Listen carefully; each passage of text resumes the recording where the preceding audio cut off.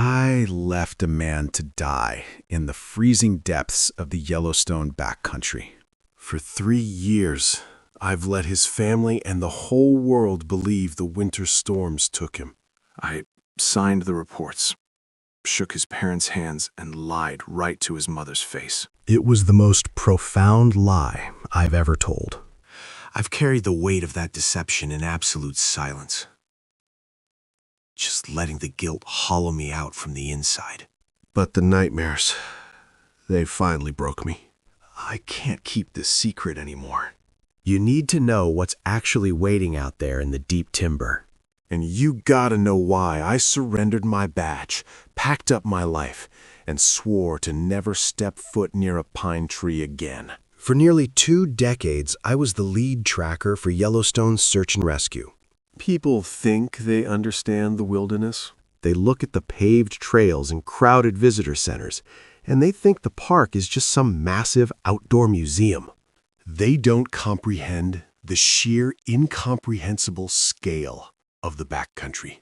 There's over 2 million acres of untamed land out there.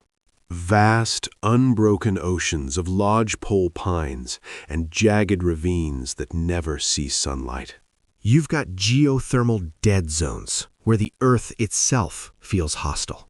When you step off the marked path, you drop off the edge of the known world. And when people go missing in that kind of terrain, it was my job to find them. I was good at my job. Honestly, I was obsessive. I could read a patch of disturbed dirt like a printed page. I could tell you the height and weight of a hiker just by the depth of their heel strike in the mud. I could spot a snapped twig or a single scuffed rock from 50 yards away. I didn't miss a thing. But my obsession wasn't born out of a love for the job. It was born out of a desperate, suffocating need for redemption. I was running from something I couldn't fix. 5 years ago, I lost my daughter, Maya. She was only 9 years old. We were at a cabin near a frozen lake, miles outside the park boundaries. I turned my back for exactly 3 minutes to answer a phone call. 5 years ago, my world shattered. We were at a cabin near a frozen lake. I turned my back for 3 minutes to take a call from my boss. That's all it took for Maya to wander onto the ice. I didn't even hear her go under. By the time I found the jagged hole in the ice, it was too late. I was the best tracker in the state, But I couldn't save the only person who mattered. After she died, I threw myself into the woods. I volunteered for every grueling night search they had. I took the shifts nobody else wanted, just pushing myself to the breaking point. I dragged freezing, terrified hikers out of the dark night after night. Every time I saved someone's kid, the screaming in my head quieted down. It was a desperate cycle, trying to pay off a debt I couldn't. My director, Vance, knew exactly how to use my trauma. The guy was a politician playing dress-up in a ranger uniform. He didn't care about the missing. He only cared about PR. Bad press meant budget cuts. Vance knew I'd never abandon a trail, no matter how bad it got. So he weaponized my grief, sending me into storms that violated every safety protocol. It was late October when the call came in. Temps were dropping into the single digits, and the first major blizzard of the season was pushing right over the mountains. The missing hiker was a 26-year-old named Julian. Experienced, athletic, good gear. He went trekking near the Thorofare region. That's a place where humans definitely aren't at the top of the food chain.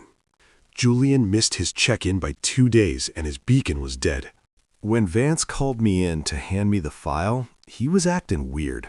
He had this nervous energy. Turns out Julian was the son of a heavy-hitting state senator. Vance made it crystal clear. This wasn't just a rescue mission.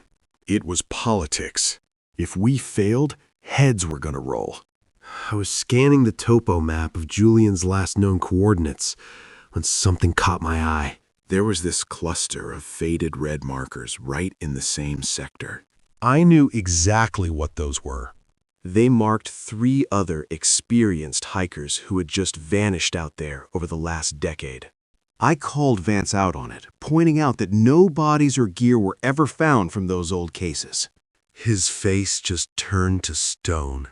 He told me to quit chasing ghost stories and focus on the senator's kid. He leaned in and made it crystal clear that if I didn't bring Julian back, my career was done. His pride completely blinded him to the fact that this was a hunting ground. He knew exactly what he was sending us into, but he just didn't care. I didn't really have a choice, so I grabbed 4 of our best guys and geared up. We took a chopper as deep into the Thorofare as the winds would let us. The whole flight was dead silent. We all knew we were flying straight into a freezing hell. We touched down in this tiny clearing just as the sky was turning this bruised, violent purple. The temperature was already tanking fast, biting right through our parkas. The rotor wash kicked up so much snow you could barely see 10 feet. The second that chopper lifted off and left us behind, this heavy, suffocating isolation just dropped on us. The woods out there don't feel like the rest of the park. They feel ancient, hostile.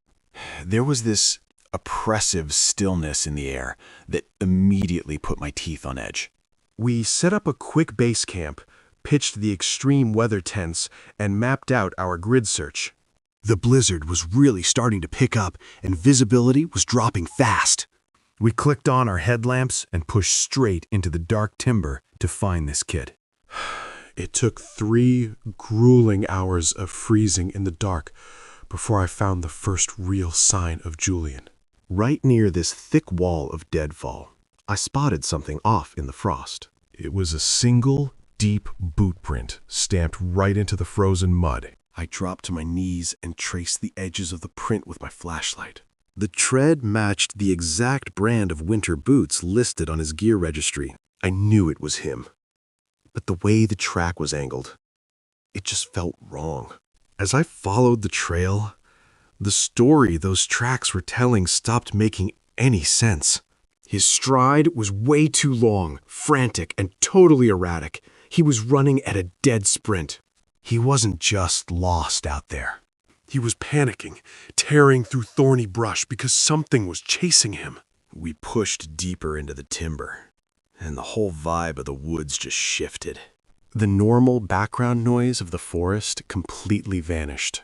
No wind in the branches, no owls, nothing.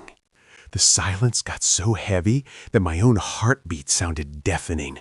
Seasoned woodsmen call it the Oz factor. It's this primal warning that a massive apex predator just stepped into the area, and the whole forest is holding its breath. About 2 miles deeper in, the tracks changed again. I stopped dead, my stomach twisting into a tight knot. My flashlight hit something on the ground that just defied all logic. Right beside Julian's frantic boot prints, a second set of tracks just appeared out of nowhere. I knelt down to look, my brain totally short-circuiting. They weren't animal tracks. They were bare human footprints in the freezing mud. These prints were impossibly huge, with these long toes digging into the frost. But the craziest part was the stride. The distance between each step was nearly 7 feet. Whatever this thing was, it was effortlessly keeping pace with a sprinting man. The rest of the team was getting seriously spooked. One of the younger guys, Miller, begged us to turn back.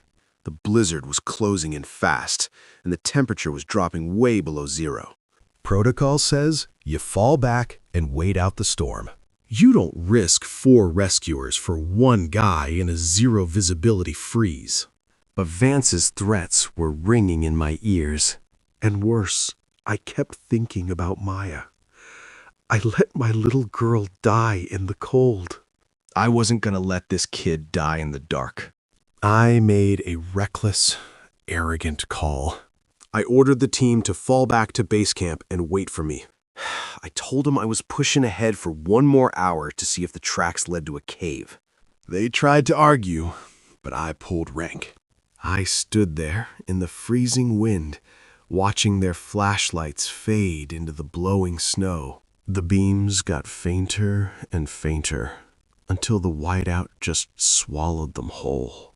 Once they were gone, the sheer isolation of that place crashed down on me. I took a deep breath, turned around, and stepped alone into the pitch-black timber.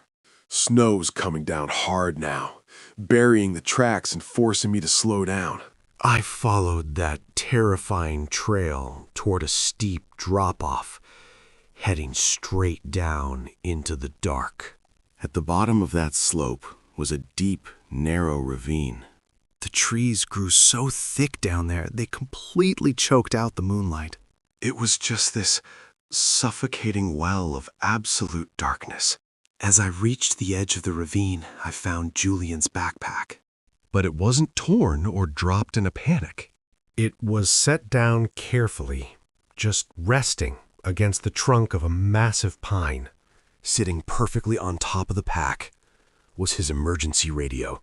It hadn't just been dropped and broken. It had been crushed, squeezed until the thick plastic casing shattered into sharp fragments. 10 feet away, I found his boots. Both of them, completely unlaced. Just placed perfectly side by side in the snow. A cold sweat broke out across the back of my neck. I unholstered my sidearm, my hand trembling inside my thick gloves. I stood perfectly still, straining my eyes against the darkness of the ravine below. Then, help! The word drifted up from the bottom of the ravine. It was a man's voice. It had to be Julian. "Julian?" I yelled out, my voice cracking in the freezing air. "Julian, is that you? I'm searching rescue. Stay where you are. I'm coming down." "Help." I took a step down the slope, my flashlight beam cutting through the swirling snow. But as I listened to the voice again, a primal alarm went off in my brain. The tone was entirely wrong. When someone is freezing to death, their voice is weak. It shudders. The vocal cords tighten. The breathing is shallow and ragged. But this voice was perfectly clear. It was flat, monotone, and entirely devoid of emotion. It sounded like an audio recording being played back through a cheap speaker. "Help," it said again. Absolute terror. The exact same inflection. The exact same pitch. I stopped dead in my tracks. My heart was just hammering against my ribs. I aimed my light down through the branches. And right there, about 60 feet below, I saw a flash of bright orange. It was Julian's winter jacket. The guy was just sitting on this massive boulder, facing away from me. He was all hunched over in the dark. I called out to him, barely whispering. I just told him to turn around and look at me. But he didn't move an inch. He wasn't even shivering in the freezing wind. He just sat there, totally rigid. Then that voice spoke again, saying his ankle was broken. But the sound, it didn't come from his mouth. It was vibrating from deep inside his chest. I raised my gun and aimed right at that orange jacket. Every instinct I had was screaming at me to run. That thing down there, it wasn't Julian. Julian was already dead. This thing had hunted him down, and now it was using his voice as a lure. I started backing away, super slow. I placed my boots carefully in the snow so I wouldn't make a sound. I kept my gun locked on it. I just needed to get back up that ridge and get the hell away from that ravine. But as I took another step back, my heels snapped a hidden twig under the snow. It cracked so loud in the freezing air, Instantly, the thing at the bottom of the ravine went quiet. It just stopped playing Julian's voice.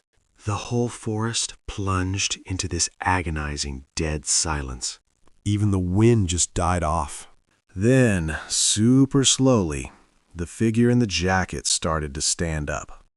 It kept its back to me the whole time. It kept its back turned, but as it stood, it just kept rising. The orange jacket started stretching and tearing as its spine elongated. It had to be at least 8 feet tall, just towering down there in the dark. Its limbs unfolded with these sickening, wet popping sounds. It was incredibly gaunt.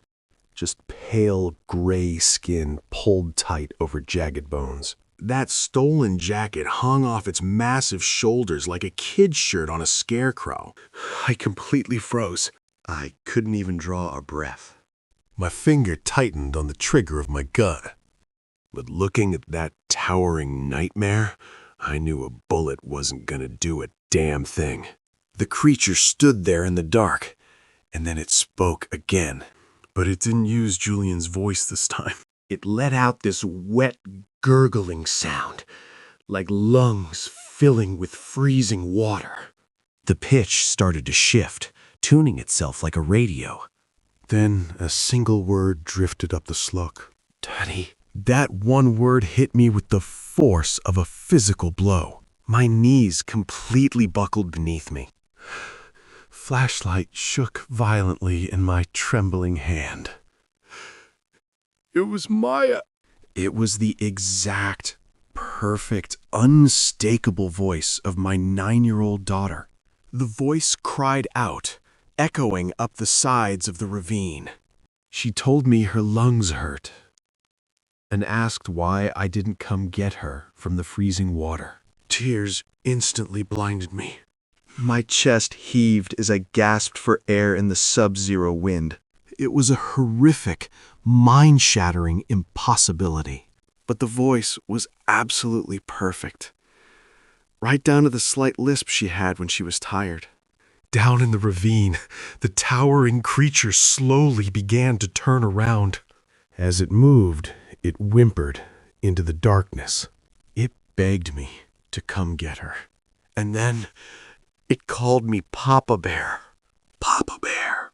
That was our secret. That was the nickname she whispered to me when I tucked her in at night. I had never spoken that name out loud to anyone since the day she died. No one could possibly know it. The creature fully turned to face me. Where human face should have been, there was only a smooth, pale expanse of taut gray skin hidden in the shadows. It had no eyes, no nose, just a terrifying, featureless void, projecting the exact vocal cords of my dead child. It pleaded with me, saying it was scared and begging me not to leave again. Then the entity took a slow, deliberate step up the slope. Its impossibly long, bare foot crushed the loose rocks beneath the snow with a heavy crunch. It was testing me. It was using the deepest, most agonizing wound in my soul to reel me in. It had somehow tasted the grief radiating off me. It dug into my memories and extracted the one thing that could make me walk willingly into its jaws. Shameful confession. For one terrifying, heart-stopping second, I wanted to go to her. The guilt was so heavy. The desperation to hear her voice and hold her was so overwhelming. I actually took a step down the slope and lowered my gun. I almost surrendered to the abomination. But then I remembered Vance. I remembered his greed, his pride, and his willingness to sacrifice us for his own reputation. He knew this was a feeding ground. That sudden, burning flash of pure hatred cut right through the horror. It snapped me back to reality. I wasn't going to die for Vance's PR campaign. And I sure as hell wasn't going to let this parasitic thing defile my daughter's memory. I raised my gun. I aimed right at the center of its chest. I fired 3 times in rapid succession. The gunshots were deafening. They completely shattered that unnatural silence. The bullet struck it, but it didn't bleed. It just staggered backward. It let out this horrific, deafening shriek. It sounded like grinding metal and static. The illusion was broken. Maya's voice vanished, replaced by the raw fury of a predator that just lost its meal. I didn't wait to see if it recovered. I turned and ran. I scrambled up that steep scree slope. I was tearing my hands on the sharp rocks, just completely ignoring the burning in my lungs. I ran blindly through the blizzard, following my own tracks back toward base camp. I refused to look over my shoulder. But I could hear it. Those massive, heavy thuds pacing me in the dark. Just beyond the tree line. It never stepped into the light. It preferred the dock. It wanted an ambush. When it finally realized I wasn't going to stop, the footsteps just faded into the howling wind. I stumbled into base camp about an hour later. I was half frozen and completely delirious. My team had been frantically trying to raise me on the radio. When they saw me, they rushed over. They kept asking where Julian was. I looked at him, just trembling uncontrollably. Tears were literally freezing to my cheeks. I told them the trail ended at a frozen river.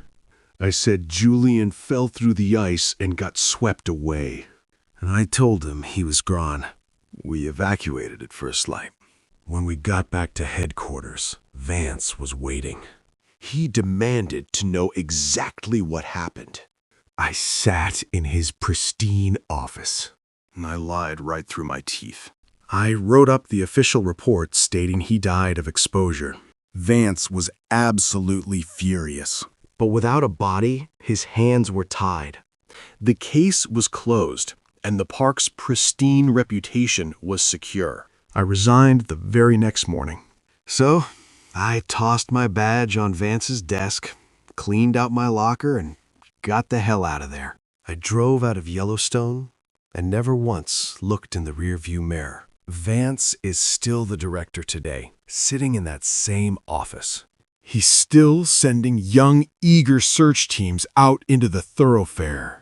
And he's still hiding the true statistics of the missing.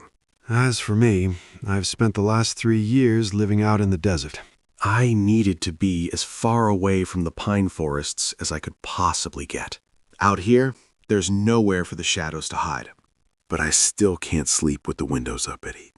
I can't even listen to the sound of the wind, because every time it gets too quiet, my mind drifts right back to that dark ravine. I left a man to die out there. I know Julian was probably already gone by the time I found his gear, but the sheer horror of what I walked away from still eats at my sanity every single day. I turned my back on the voice of my own dead daughter, walking away from her. It was the hardest, most agonizing thing I have ever had to do. But the brutal truth is, the wilderness doesn't care about our grief. It doesn't care about our guilt or our desperate need to save the people we love. The deep woods are ancient, and they are hungry. And they've learned exactly how to call us into the dark. So if you ever find yourself hiking out in the deep timber, and the woods around you suddenly go dead silent, if you hear someone calling your name or crying for help in a voice that sounds just a little too perfect, do not try to be a hero. Turn around, walk away, and never look back. Because whatever is down there in the dark, it's not the person you think it is, and it's already waiting for you. People look at the postcards and think it's just a beautiful park. They don't realize it's an ancient hunting ground. And the things out there, they've been hunting a long, long time. I moved out here to the dirt and the heat to try and forget. But you really can't outrun that kind of cold. It gets right into your bones and just stays there. I left my badge on Vance's desk, sure, but I left a massive piece of my soul down in that ravine, Right next to Julian's boots. That's the sickest part about it, honestly. It doesn't just overpower you in the dark. It uses your own love, your own grief to pull you right in. So I'm telling you all this for a reason. If you're out past the tree line and the birds just stop singing, If the wind dies down and the air feels way too heavy, and if you hear someone you love calling out for you, someone who has absolutely no business being out there, you gotta fight every single instinct you have. do not walk towards that voice. You turn around, you keep your eyes on the trail, and you run. Don't even look over your shoulder. Because whatever is wearing that familiar voice, Whatever is sitting down there, waiting in the freezing dark, I promise you, it is not human. it's ancient, it's starving, and it's incredibly patient. It's just waiting for the next hiker to wander off the path, waiting for the next mistake. I survived the deep timber, but I'm the exception, man. Do yourself a favor. Don't let it catch you in the dark.